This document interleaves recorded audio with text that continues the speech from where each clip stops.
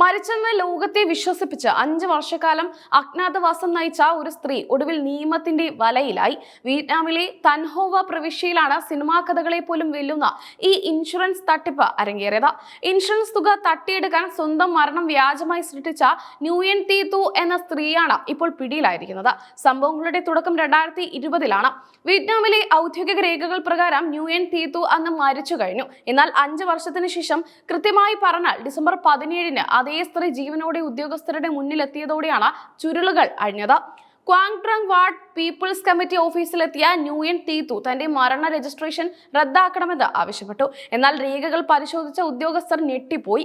ഇതേ പേരും വിലാസവുമുള്ള വ്യക്തി 5 വർഷം മുമ്പ് മരിച്ചതായി രേഖകളിൽ കൃത്യമായി രേഖപ്പെടുത്തിയിരുന്നു.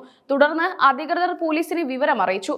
പോലീസ് നടത്തിയ വിശദമായ അന്വേഷണത്തിൽ ഇൻഷുറൻസ് തുക തട്ടിയെടുക്കാൻ വേണ്ടി യുവതിയും കുടുംബവും ചേർന്ന് നടത്തിയ ആസൂത്രിതമായ നാടകമായിരുന്നു ആ മരണമെന്ന് വ്യക്തമായി.